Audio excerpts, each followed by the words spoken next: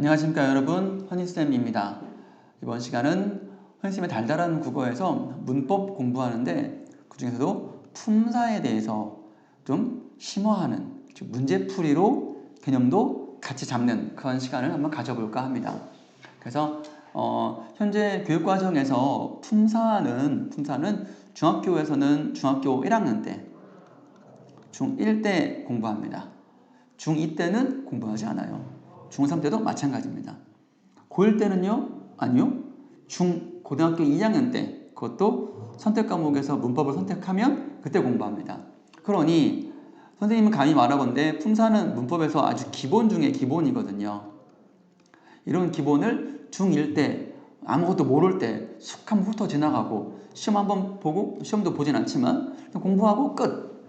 내신 시험을 안 보니까 열심히 잘 할 동기가 좀 없죠.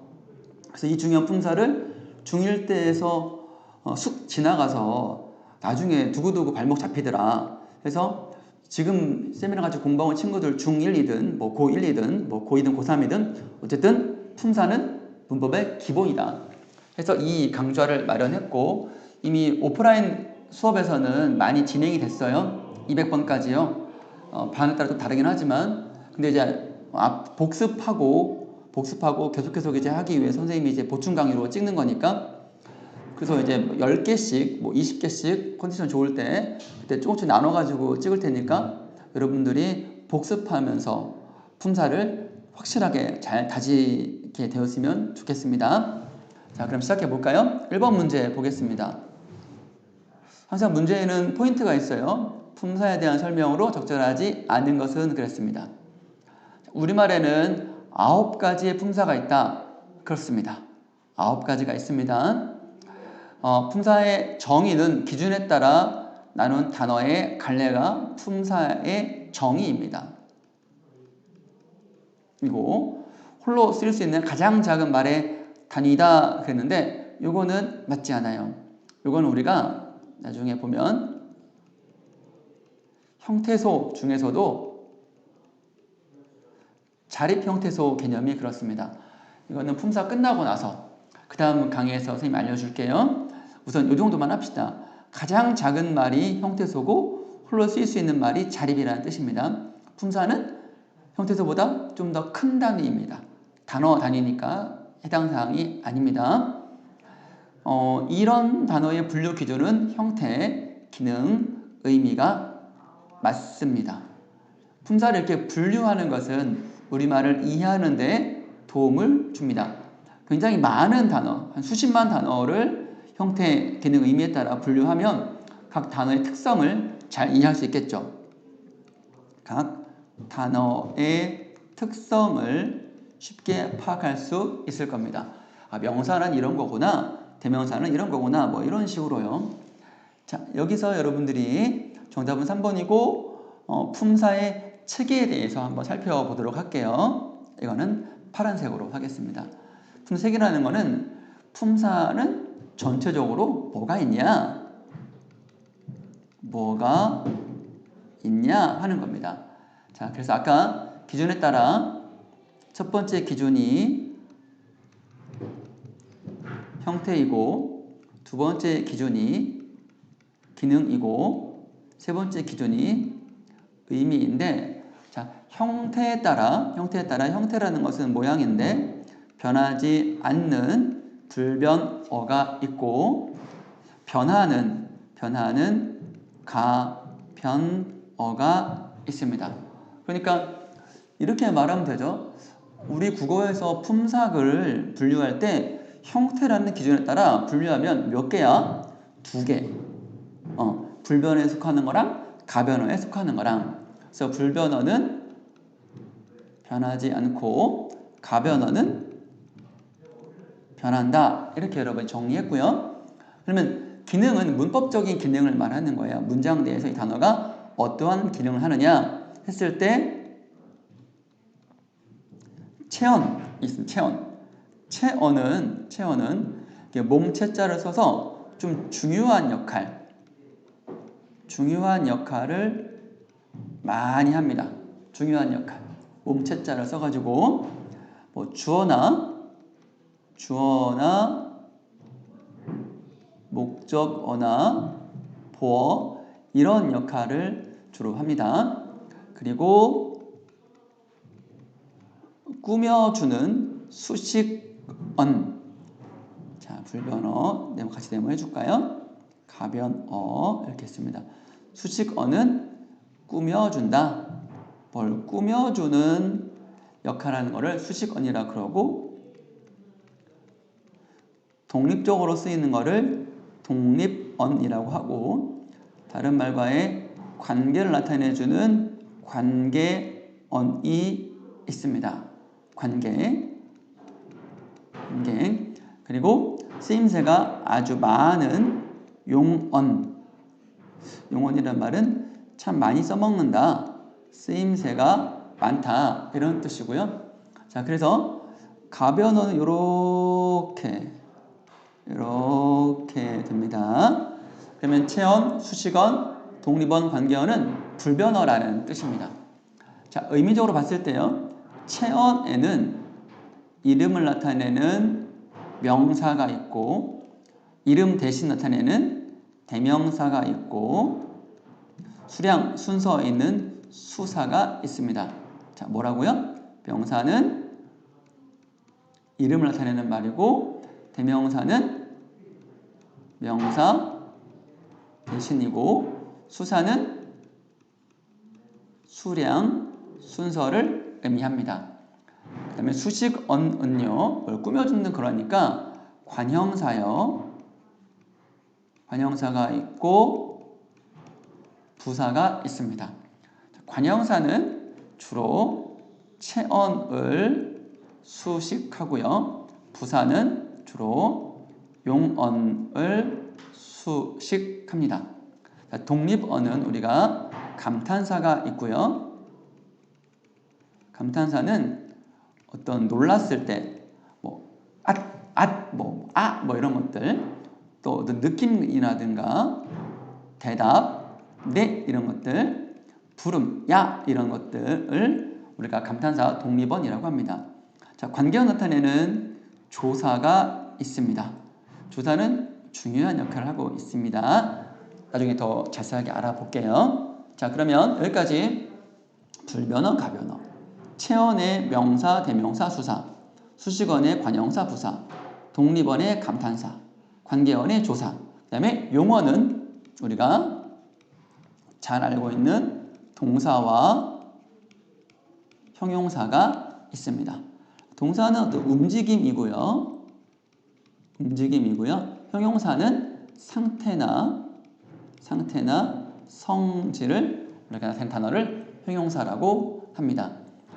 나중에 더 들어가면 이 조사 중에서도 하나 정도는 가변어에 들어갑니다. 쓰기만 할까요? 조사 중에서도 이다라는 서술격 조사는 가변어다. 이렇게 여러분 정리해 주시기 바랍니다. 자, 이 틀을 여러분이 잘 꼭 암기해 주시기 바랍니다.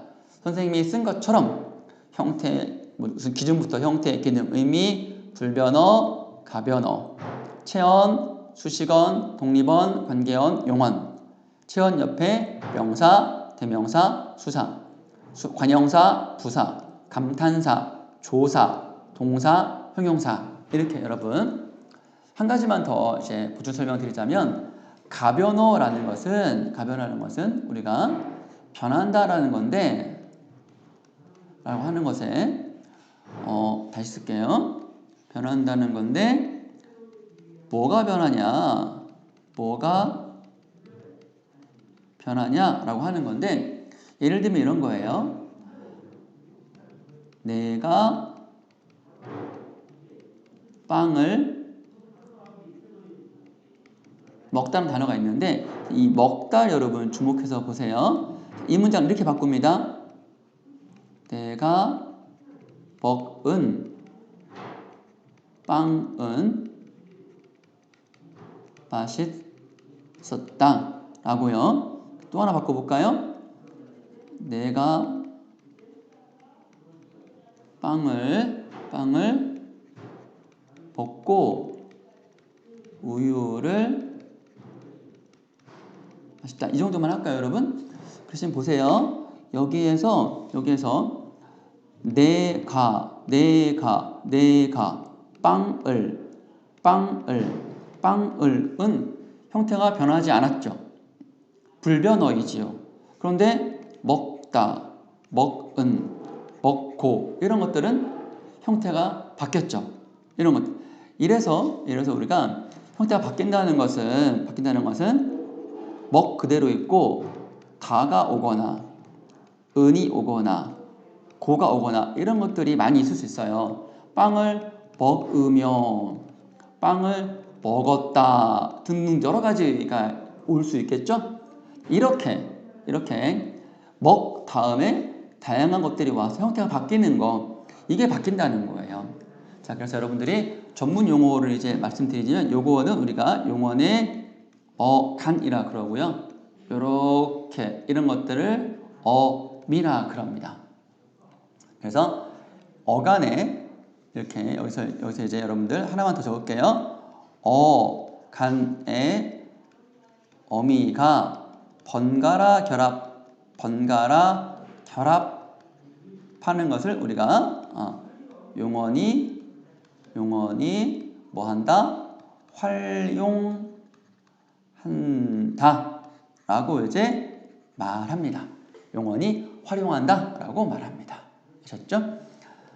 어렵습니다. 어려운 얘기인데 여러분 이제 따라오시고 적고 이런 걸 어간이라고 하는구나, 이런 걸 어미라고 하는구나, 이렇게 선생님이 예를 들어주는 걸 중심으로 많이 외우시고 익히시면 됩니다. 감히 말씀드릴게요. 됩니다. 안 되지 않습니다, 여러분. 자, 2번 문제 볼까요? 다음 중 명사가 가장 많이 쓰인 문장, 명사, 이름을 나타내는 명사이죠. 하늘에 별이 가득하다. 이게 명사입니다. 아이 둘이 손을 잡고 간다. 그래서 얘는 이제 두 개. 산과 들에 꽃이 가득 피었다. 역시 3개. 그는 대명사고요. 아침 명사고요. 일찍 학교에서 2개가 명사고요. 가는 말이 고와야 오는 말이 곱다. 역시 2개입니다. 정답은 3번인데 여러분들 여기서 이제 우리 품사 공부할 때 보시면 여기 명사를 찾고요.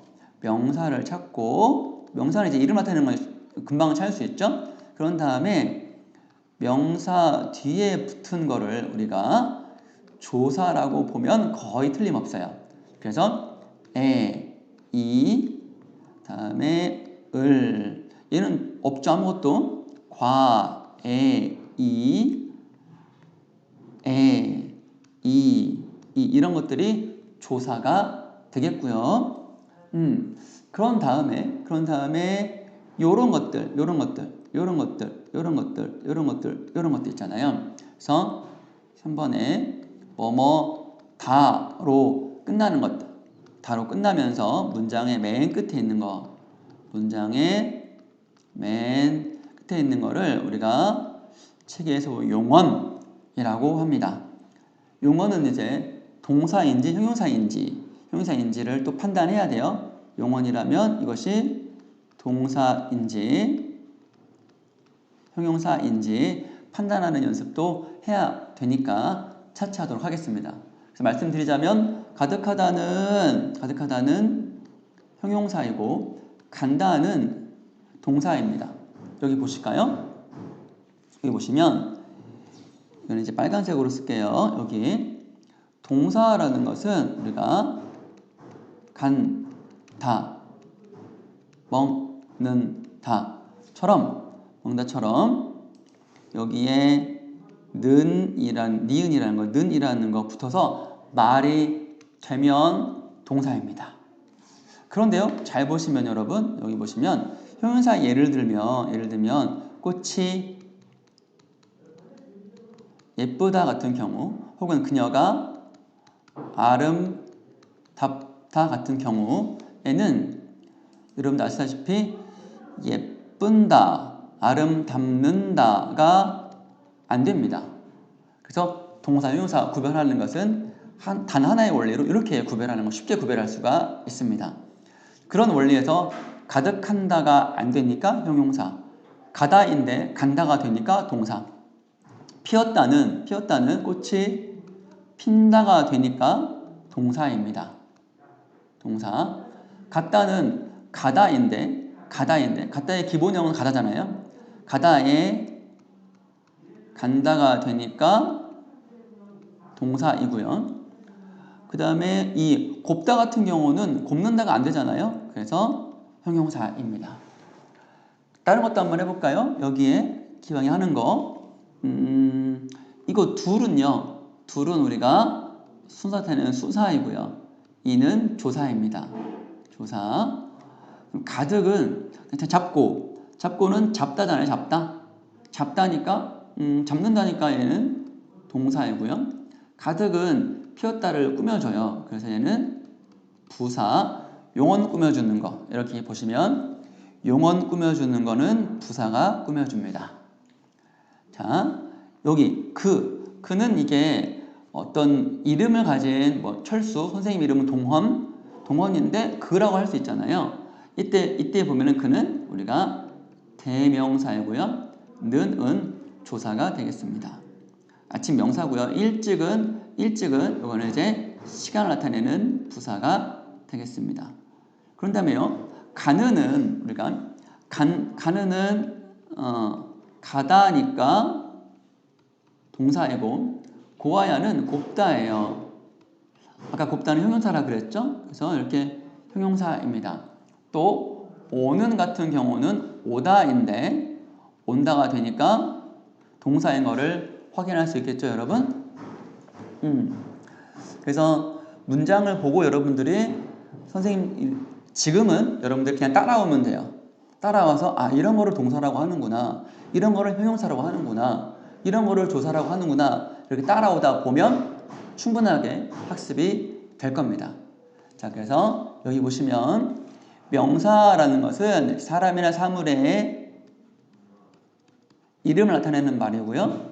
명사 뒤에는 보통 조사가 온다고 보면 된다. 그래서 아까도 말씀드렸다시피 여기 명사를 쉽게 찾고요. 명사를 찾고 명사 뒤에 오는 거는 조사라고 거의 생각하고 문장의 맨 뒤에 뭐뭐 다로 끝나는 것은 용언인데 이것이 형용사인지 동사인지 구별하는 방법을 익혀서 구별까지 하면 품사 대부분은 판별할 수가 있겠다입니다. 여러분 1교시 이렇게 이번 시간이 너무 많이 걸렸어요. 여러분들 힘드니까 선생님이 1번, 2번 하고 품사의 체계에서 1번, 2번까지 했습니다. 다음 시간에 이어서 조금 더 할게요. 천천히 그러나 꾸준하게 품사 공부하도록 합시다. 여기까지 하겠습니다.